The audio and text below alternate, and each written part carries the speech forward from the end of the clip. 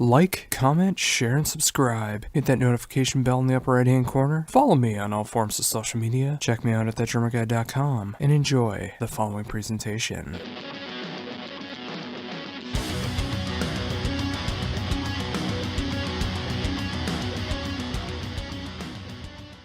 Hey Josh, it's Jason from Cauldron. Hey, how's it going? Good, how are you? I'm doing good. Thank you very much for taking time to do this interview. No problem. Same to you. Oh, awesome. Well, of course, we're here to talk about the brand new album from Cauldron, New Gods, which is coming out on Friday through The End Records. I just got the chance to be able to get this album on Monday, and it's been on full repeat for me ever since. I absolutely have loved you guys ever since I discovered you guys a few years back. And now seeing where you guys are in 2018, I mean, you guys are hitting all the spots that I absolutely love about the band, both lyrically and songwriting-wise and everything. And I think this is just a great culmination of where you guys are at right now. Thanks. I'm glad you like the record. Oh, absolutely. So we put a lot of work into it, so it feels good when to hear that people appreciate it. Yeah, and I can definitely hear that too. I mean, everything from the songwriting to the production to the artwork and everything. I mean, it feels like you guys are absolutely at the top of your game right now. I think we are, or we were when we did it about a year ago. So, with that said, how did the songwriting process begin for this new album? It was no different than any other record, just us sort of, usually I'll come up with 2 or 3 songs on my own at home and demo them and record them and present them to the band that way. And everything else really just comes together in the jam space when we get together and jam, and maybe Ian will just start playing a cool riff and then we just kind of contribute to it and it just snowballs. Often I hear Ian play something I really like on the guitar and I'll just take it and arrange it into a song, and so the songs come about that way as well. The lyrics kind of always come last when the music is there, and we just kind of fill in the blanks with words, and there you have it. Well, I can definitely say it's a winning combination of the way that you guys do everything, because, again, just like I've said a few times now, you know, it's just like, I really think that you guys are at the top of your game right now with this new album. I mean, it's just like, it captures so much of what I love. It's so melodic and catchy, yet it's so heavy at the same time. It picks up the speed at just the right moments. I mean, it really captures my interest from beginning to end, which is what a good album should do. Yeah, we really tried to spare no expense on this one, and rather than record, 12 songs and only have 9 of them go on the record, this time we just recorded the songs that we knew were going to go on the record and spend more time on less songs rather than have a few tracks that aren't quite finished. We really just wanted to make sure every song that was going to go on the record got our full attention, and I think it shows. So with that, I mean, obviously with making sure that the songs that ended up on the record are the best they could possibly be, was there any songs that were a challenge to be able to get them into their final form, or did it come together naturally? No, there's usually a few wrestling matches with some of the melodies. Sometimes you just can't come up with a melody.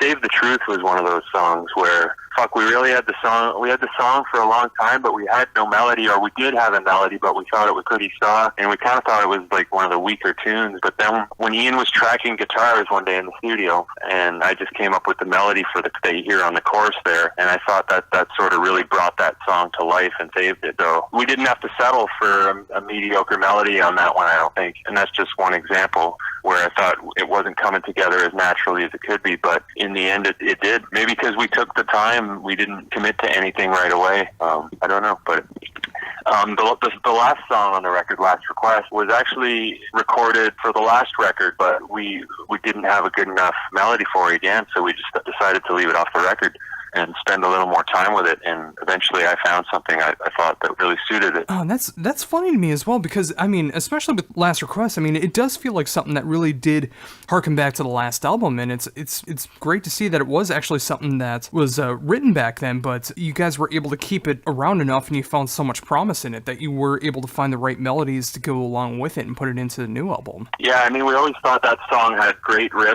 and it was a good song, but we just didn't have a melody that complemented it until, somewhere in the last year or two we came up with one, and I think I'm glad we held off on releasing that song earlier. Yeah, and it's a great way to close out the album too, and that final scream that happens at the end of that too. I mean, that's such a great last way to remember the album. Well, thanks. We originally had the same scream at the end of the first track as well, and then when we were listening to it, when we were mixing the record, we were like, I don't know, you got the same scream happening at the end of Prisoner of the Past, at the end of Last Request, so we decided to mute the one at the start of the record and save it for the end. Yeah, and I actually think that does work out because, you know, it's like you really don't hear that much of anything like that throughout the rest of the album, so it just like, it really does grab you by surprise at the end of the album to hear something like that. Yeah, well, it's kind of one of those things we did more in the past, but we didn't want to leave it out, so it's in there. We want to keep every element of our sound alive and well, even as we grow and expand. Absolutely, and that's what I love about the band. I mean, the fact that you guys are able to have that core sound of what Cauldron has always sounded like, but you're able to expand, retract, go into different directions with every album, and they all have their own distinct sound to it. Mm-hmm. I'm glad you hear that or notice that. Yeah, absolutely. I'm always aware of that. I'm always paying attention to that. You know, I think we've developed a unique brand, and we want to keep it alive, and it suits us just fine doing it that way too. Yeah, absolutely. And I remember reading on the press release too before I actually checked out the album that there was more hints towards like more of an AOR sound that was going on with this album, and I definitely hear it in spots as well too. And it's great to be able to see more of like that AOR rock singer-songwriter kind of thing that's going on through this great heavy sound of Cauldron. Thank you. I mean, and again, our focus when we went into this record, it was like, let's put the songs first and foremost, and not limit ourselves to, well, is this heavy metal enough or anything like that. We just, you know, if it's a strong song, we'll go with it, and we'll let the music speak for itself. And I think a lot of people are happy with it. You know, on the last record we put the song "Hold Your Fire" on the record, which we thought, you know, is it too light for Cauldron fans? And we didn't play it in the set or anything, but by the end of the first tour, it was like the most requested song, so we added it to the set list. But going into the record, we weren't sure if people would like it or not.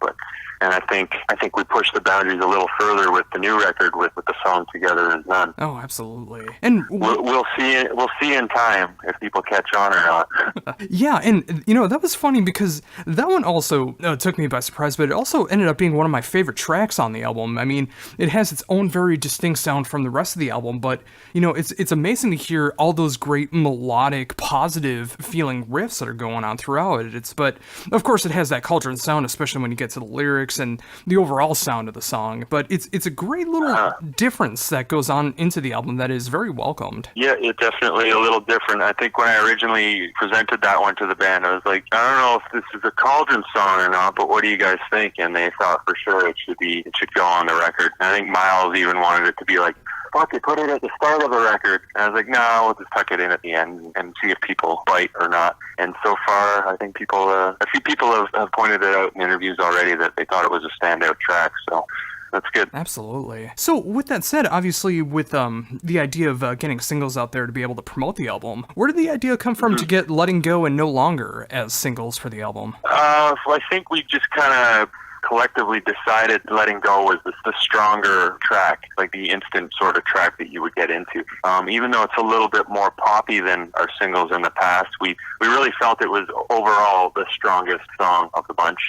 And we sort of gathered, you know, not only our own opinions, but by playing it for people like the label and stuff, and just seeing what people think. And that seemed to be the song that was getting the most attention. So we put Letting Go first, and No Longer was probably my personal favorite track. So I thought that should be second, and nobody disagreed. So well, I can definitely say, I mean, between those two songs, I mean, it's a great representation of what the album is without giving everything away. I mean, the fact that there is so much that's going on with this album. I mean, whether it's instrumental interludes, whether it's some of the most poppiest stuff that you guys have done, whether it's the heavier stuff that you guys are doing on this album. I mean, it's a great culmination throughout the entire album, and it's two great choices as singles. Sorry, I missed the last bit there. Oh, I was just saying that it was great choices to be able to pick out Letting Go and No Longer, because it does show off the album without giving everything away about the album. I think so. In fact, if anything, I think stylistically those songs are almost a little too similar, and the record is a little bit more diverse than those two songs. But I think people will be surprised when they hit the play button on the first track. Oh, absolutely. And with that, I think Prisoner of the Past is such a great song to be able to start off this album, and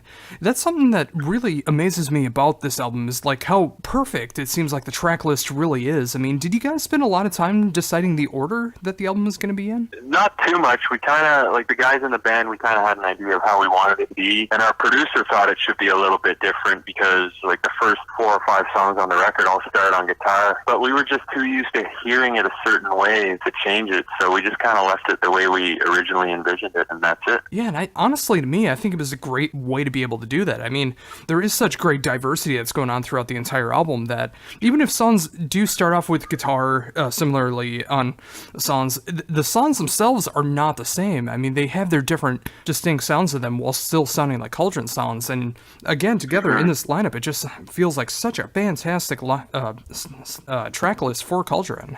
Oh, good. I'm glad you think so. Lately, I've been wondering if we should have put the song Drown closer up, but yeah, I think it's good the way it is.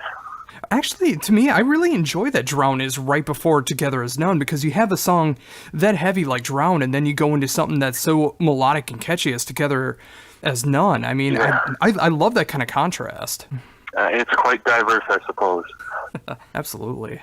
So with that said, of course, you said the album has been recorded for quite a while now, and now the fact that the album is finally coming out on Friday, how do you feel to finally be able to show this album off live this week? It feels great. I mean, we did release a 7-inch back in for Record Store Day back in April, which has been in, well, I guess we've really only done local shows since then, but we've been doing a few of them live, and I thought they were quite well received, so I'm excited to see the rest of it come out now. And yeah, it feels good. It feels like it's a good sense of accomplishment, you know, even though you put 2 years into writing and recording and then you wait a year for it to come out. So it feels good. Yeah, and that's going to be a great feeling now. I mean, especially with this in the coming days, finally being able to do some more live shows, being able to promote the new album as it comes out, and being able to hit America as well, being able to play these shows in support of the album. Yeah, unfortunately, we can't do more shows at this time, but it's good to be able to at least do some on the East Coast for now. And that's also going to be a great feeling as well. Of course,